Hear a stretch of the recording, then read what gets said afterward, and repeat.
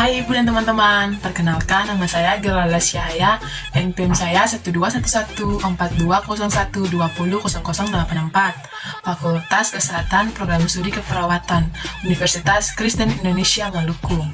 Di sini saya akan mempresentasikan hasil kerja saya mengenai gangguan kardiovaskuler, yaitu penyakit ventricular septal defect. Di sini saya akan menjelaskan penjelasannya serta asuhan keperawatannya.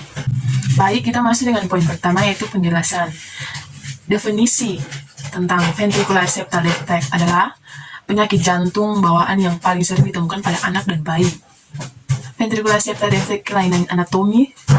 Jantung baru padanya lubang pada dinding septum. Jantung memisahkan kedua ruang bagian bawah jantung atau ventricle. Pada kondisi normal, ventricle kanan jantung berfungsi memompa darah yang miskin oksigen ke paru-paru, sementara ventricle kiri berfungsi memompa darah yang kaya oksigen ke seluruh tubuh. Ventricle kanan dan kiri dipisahkan oleh septum. Jika terdapat defek, maka darah yang kaya oksigen dan miskin oksigen dapat bercampur. Kita masuk di poin yang kedua, yaitu etiologinya. Yang pertama yaitu faktor parental atau faktor eksogen, yaitu rubella atau infeksi virus lainnya pada ibu hamil. Yang kedua, ibu yang alkoholik. Yang ketiga, gizi ibu bumil yang buruk. Yang keempat, usia ibu lebih dari 40 tahun. Dan yang kelima, ibu penderita penyakit diabetes mellitus. Poin yang kedua, faktor genetik atau faktor endogen. Yang pertama, anak yang lahir sebelum menderita penyakit bawaan. Jadi dia lahir dari keluarga yang memiliki penyakit tersebut, penyakit ventricular septal defect. Kemudian kelainan kromosom, misalnya Down syndrome. Kemudian lahir dengan kelainan bawaan yang lain. Kita masuk ke poin yang ketiga, yaitu sig dan simptom. Pada lubang yang kecil bisa tidak menimbulkan gejala defek sistem ventral, tetapi pada lubang yang lebih besar akan mengakibatkan kerja organ jantung dan paru-paru lebih berat sehingga menimbulkan gejala sesak nafas yang cepat dan berat, mudah lelah saat menyusui. Selanjutnya, menambah berat badan yang sulit dan tumbuh kembang yang terhambat akibat peningkatan kebutuhan kalori. Kemudian, keringat berlebihan akibat peningkatan stimulasi saraf sistentik. Pada kasus lanjut dapat ditemukan sesak, kebiruan, pingsan, nyeri pada dada saat melakukan aktivitas yang berat dan cukup tinggi insentif, juga dapat menimbulkan batuk darah. Kemudian kita lanjut dengan patofisiologi. Perubahan fisiologis yang terjadi akibat adanya defek septum ventricular adalah tergantung ukuran defek dan tahanan vaskular paru. Aliran darah ke paru-paru meningkat setelah kelahiran sebagai respon menurunnya tahanan vaskular pada paru-paru dan terpaparnya alveoli oleh oksigen. Jika defeknya berukuran besar, aliran darah ke paru-paru akan meningkat dibandingkan aliran darah sistentik, diikuti regresi sel otot berhubungan dengan munculnya gejala setelah kelahiran bayi yang berumur 4-6 minggu atau awal 2 minggu pertama pada kelahiran bayi prematur. Darah di ventrikular dextral didorong ke arteri pulmonalis. Resistensi relatif antara dua sirkulasi bersifat dinamis dan berubah dengan waktu. Yang pertama kita lihat periode neonatus, yaitu tahanan vaskular paru tinggi dan tahanan ventriculus sinistra sama dengan ventriculus dextra dan minimal atau tidak ada shoot. Yang kedua, bayi 3-4 minggu. Yang pertama, tahanan vaskular paru menurun. Yang kedua, tahanan ventriculus sinistra lebih besar dibandingkan tahan. Yang ketiga, adanya shunt dan kiri ke kanan. Kemudian, jika defek berukuran kecil akan terjadi perubahan hemodinamik yang terbatas, yang juga membatasi terjadinya shooting dari kiri ke kanan. Defek yang besar akan menyebabkan terjadinya shooting dari kiri ke kanan. Tekanan pada arteri pulmonalis akan meningkatkan yang menyebabkan terjadinya hipertensi pulmonal. Kemudian kita lanjut ke diagnosa ventricular septal defect. Ditegaskan dengan anamnesis, pemeriksaan fisik dan pemeriksaan penunjang berupa pemeriksaan radiologi toraks dan elektrokardiogram. Namun, ekokardiografi sekarang berperan sangat penting dalam membantu menegakkan diagnosa. Apa yang ditemukan pada pemeriksaan fisik tergantung dan ukuran defek dan perubahan pada tahan vaskular paru. Defek yang besar, prekordium hiperaktif, suara jantung 2 terdengar keras akibat penutupan katup, aorta, dan pulmonal. Murmur holistolik yang keras terdengar pada ventricular septal defect. Besar. Pada area mitra ditemukan suara bergemuruh saat diastolik akibat sistolik mitral yang fungsional. Saat tekanan ventrikulasi mitral lebih besar dibandingkan dekstra, suara murmur tergantung dari besarnya bergemuruh. Pemeriksaan Scribe sangat membantu mengantisipasi aliran darah ke paru-paru. Jika ditemukan adanya tanda-tanda meningkatnya vaskular paru, maka terjadi left to Nixon. Ibu dan teman-teman, sini kita masuk dengan poin kedua, yaitu asuhan keperawatan. Asuhan keperawatan pada anak N pada pasien dengan kasus penyakit jantung bawaan di ruang rawat mawar Rumah Sakit Siloam. Kasusnya, pasien anak berumur 15 tahun berjenis kelamin laki-laki masuk rumah sakit Siloam, Ambon dengan keluhan sulit bernafas, berat badan menurun, dan sakit sebelah dada kiri saat batuk. Nadi 106 kali per menit, nadi cepat, dan refleks dada, membran mukosa kering. Kemudian tekanan darah 120 per 80, pernafasan 25 kali per menit, kesadaran pasien pasif dan kurang fokus. Kita masuk dengan data pengkajian. Tanggal pengkajian 5 November 2021. Kita masuk dengan pengkajian. Yang pertama, identitas pasien. Nama anak N, umur 15 tahun, agama Islam, jenis kelamin laki-laki, status pelajar, suku bangsa Ambon, alamat Paso Lorong PLN, Kecamatan Baguala, Kota Ambon. Tanggal masuk 5 November 2021, tanggal pengkajian 5 November 2021, nomor registrasi sekian, diagnosa ventricular septal defect atau penyakit jantung bawaan pada bayi dan anak. Kemudian kedua, identitas penanggung jawab, nama Tuan Y, umur 40 tahun, hubungan dengan pasien, ayah dari pasien, pekerjaan PNS, alamat Paso Lorong PLN, Kecamatan Baguala, Kota Ambon. Yang ketiga, status kesehatan. Yang A, status kesehatan saat ini pasien terdiagnosa penyakit jantung bawaan.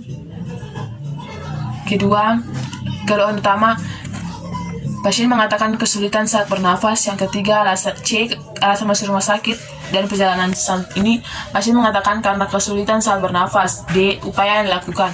Pasien mengatakan tidak ada upaya yang dilakukan saat pasien kesulitan bernafas sehingga dibawa ke rumah sakit. Yang pertama, status kesehatan masa lalu. A, penyakit yang pernah dialami. Pasien mengatakan penyakit yang pernah dialami yaitu flu Mandel. Kedua, pernah dirawat. Pasien mengatakan pernah. Ketiga, alergi. Pasien mengatakan tidak memiliki alergi. Keempat, kebiasaan merokok. Pasien mengatakan tidak ada. Kemudian riwayat penyakit keluarga tidak ada. Genogram. Teman-teman bisa lihat di sini. Jadi ini anaknya yang sakit. Dia memiliki 2 saudara. Ini dia punya orang tua, ayah dan ibu. Ini genogram dari kedua orang tuanya juga di atas ada. Tanda X ini sudah meninggal dan ini adalah pasiennya. Oke, kita lanjut dengan diagnosa medis dan terapi. Yang pertama, saya hanya mengambil satu, yaitu metoprolol. Dosis 2-3 kali per hari, rutin pemberian obat oral. Indikasi obat digunakan untuk mengurangi nyeri pada jantung. Kemudian memaksimalkan kerja obat, yaitu meningkatkan potensi risiko terjadinya nyeri berkelanjutan. Kemudian 5 pola kebutuhan dasar. 6. Pola persepsi dan manajemen kesehatan. Pasien mengatakan semenjak dirawat di rumah sakit, pasien mulai merasakan perubahan dari sebelumnya. Ketujuh, pola nutrisi metabolik. Sebelum sakit, pasien mengatakan makan 3 hari sehari dengan porsi yang dihabiskan. Saat sakit, pasien mengatakan makan seperti biasa namun porsinya tidak dihabiskan. Pola eliminasi BAB. Sebelum sakit, pasien mengatakan BAB-nya lancar dan tinjanya juga normal. Kemudian setelah sakit, pasien mengatakan sudah 3 hari pasien tidak BAB. Kemudian BAK-nya sebelum sakit, pasien mengatakan urinnya lancar dan warna urinnya jernih. Setelah sakit, pasien mengatakan warna urinnya berubah menjadi seperti teh muda. 9. Pola aktivitas dan latihan. Semuanya dilakukan secara mandiri, yaitu makan dan minum mandiri, mandi mandiri, toileting mandiri, berpakaian mandiri, berpindah mandiri. Kemudian 10. Pola kognitif dan persepsi. Pasien mengatakan merasa takut dan dengan penyakitnya karena kurangnya pengetahuan si anak. Pola persepsi konsep diri. Pasien menjadi cemas dan takut karena penyakitnya. Kemudian pola tidur dan istirahat. Sebelum sakit, pasien mengatakan pola tidurnya teratur dan saat sakit, pasien mengatakan pola tidurnya sudah tidak teratur karena sering akibat susah bernafas, sering kebangun akibat susah bernafas. Kemudian 13. Pola peran hubungan. Pasien berperan sebagai siswa di sekolah menengah pertama dan aktivitas sekolahnya menjadi terganggu. Pola seksual dan reproduksi tidak ada. 15. Pola toleransi stres coping. Pasien mengatakan merasa cemas dan takut, namun pasien berusaha untuk tetap tenang dan berdoa kepada Allah. 16. Pola nilai kepercayaan. Pasien mengatakan rajin beribadah dan sholat. Ke-17. Pengkajian fisik. Keadaan umum sedikit lemah, tingkat kesadaran Shompos mentis. GCS-nya 17 karena matanya 4, verbal 10, psikomotor 3. Itu masih dengan tanda-tanda vital. Nadinya 106 kali per menit, suhu 37 derajat Celcius, tekanan darah 120 per 80 mmHg, respirasinya 25 kali per menit. Kita masuk dengan keadaan fisik, inspeksi, palpasi, dan auskultasi. Yang pertama, kepala dan leher. Wajah tampak lemah, bentuk simetri, kulit sawo matang dan terlihat agak berminyak. Kedua, rambut masih tetap hitam dan tidak ada kotoran. Ketiga, kulit kepala tidak ada ketombe, tidak ada nyeri saat ditekan, dan tidak ada benjolan. Mata bentuk simetris normal. Hidung bentuk simetris dan tidak ada nyeri saat ditekan. Telinga bentuk simetris dan tidak ada kotoran. Mulut bentuk simetris dan tidak ada sariawan. Tidak ada peradangan pada gusi juga. Kemudian lidah bentuk simetris, pengecapan masih normal, masih bisa membedakan pahit, manis, asam, bisa dibedakan. Leher, refleks menelan ada, palpasi tidak ada kelenjar tiroid.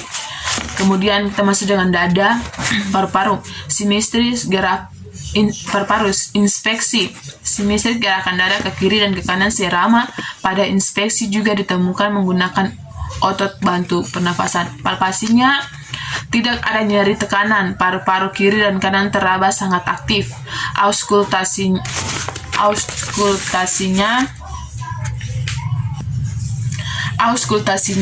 adanya ronki di sebelah disebabkan oleh banyaknya sekret dan suaranya terdengar. Perkusinya saat diperkusi suaranya hipersonor. Jantung, inspeksi tidak ada getaran, palpasi tidak ada nyeri, tekanan dan tidak ada benjolan. Pada perkusi nadi tidak sesuai. Auskultasi mendeteksi adanya murmur jantung. Kemudian kita lanjut ke payudara dan ketiak. Pada pemeriksaan semuanya normal. Abdomen, pada pemeriksaan tidak ada menemukan masalah, tidak ada pembengkakan. Genitalia, tidak ditemukan gangguan pada genitalia. Integumen, warna kulit sawo matang dan tidak ditemukan jamur serta kulitnya tetap halus. Ekstremitas atas, warna kulit sawo matang, pergerakan sendi ke kiri dan ke kanan baik. Bawah kulit sawo matang, tidak ada edema pada kedua kaki dan tidak adanya nyeri saat dipergerakan. Kemudian neurologis, status mental dan emosial tidak ada, pengkajian saraf kardinal tidak ada, pemeriksaan refleks tidak ada. Kemudian 18, pemeriksaan penunjang, data laboratorium yang berhubungan tidak digunakan, pemeriksaan radiologi digunakan, hasil konsultasi tidak, dan pemeriksaan penunjang itu diagnos lainnya itu dilakukan pemeriksaan EKG. Kita masuk dengan analisa data. Yang pertama, tabel analisis data DOP, P-nya data objektifnya. P, nyeri dada disebabkan oleh terjadinya sesak. Q-nya nyeri dirasakan seperti berdenyut. R-nya nyeri dirasakan pada dada bagian kiri. T-nya nyeri dirasakan apabila pasien merasa sesak. Etiologinya agen pencederaan fisik, masalahnya nyeri akut. Kemudian data subjektif, pasien mengatakan sering merasakan sesak diikuti dengan nyeri. Kemudian yang B, tabel daftar diagnosa keperawatan, yaitu tanggal dan jam yang ditentukan. Jumat 5 November 2021 jam 9 sampai jam 10. Diagnosa keperawatannya nyeri akut berhubungan dengan agen pencedera fisik. Tanggal teratasi Jumat 5 November 2021. Kemudian yang kedua, Sabtu 6 November 2021 jam 9 sampai jam 10. Defisit nutrisi berhubungan dengan tidak nafsu makan. Tanggal teratasi Sabtu 6 November 2021. Kita masuk dengan C, rencana tindakan keperawatan. Tanggal dan jam Jumat 5 November 2021. Rencana keperawatan. Yang pertama, tinjauan kriteria hasil. Setelah dilakukan tindakan 2x24 jam, tingkat nyeri pasien menurun. Intervensinya manajemen nyeri. Rasionalnya untuk mengatasi detak, karakter, durasi, frekuensi, dan intensitas nyeri. Kemudian yang kedua, Sabtu tanggal 6 November 2021. Rencana keperawatannya di tinjauan kriteria hasil, yaitu setelah dilakukan tindakan 2x24 jam, tindakan nyeri pasien menurun. Intervensinya manajemen nutrisi, rasionalnya untuk mengetahui makanan apa saja yang bisa diberikan pada pasien. Yang ke D, yaitu implementasi keperawatan. Hari tanggal yaitu Jumat 5 November 2021. Tindakan keperawatannya identifikasi lokasi karakter, durasi, frekuensi, intensitas nyeri. Yang kedua, pertimbangkan jenis dan sumber nyeri dalam memilih strategi meredahkan nyeri. Dan ketiga, jelaskan strategi pereda nyeri. Kemudian evaluasi prosesnya, pasien dapat mengetahui rasa sakit pada daerah mana yang dirasakan lebih sakit. Kemudian pasien mengatakan dapat meredakan nyeri saat susah bernafas. Kemudian kita lanjut masih dengan tindakan keperawatan, yaitu Sabtu tanggal 7 November 2021, identifikasi dan intoleransi makanan. Kemudian lakukan oral hygiene sebelum makan. Kemudian kolaborasi pemberian analgetik sebelum makan. Evaluasi prosesnya, pasien mengatakan mulai adanya nafsu makan dan mulai menghabiskan makanan. Evaluasi keperawatan, tanggal dan jam Senin 8 November 2021. Evaluasinya, S-nya, pasien mengatakan sering sudah tidak merasakan sesak dan nyeri lagi. O-nya, nyeri disebabkan oleh agen cedera fisik. A, masalah teratasi. P, masalah terselesai. Senin 8 November 2021, S-nya pasien mulai merasakan nafsu makan. O-nya berat badan masih sama.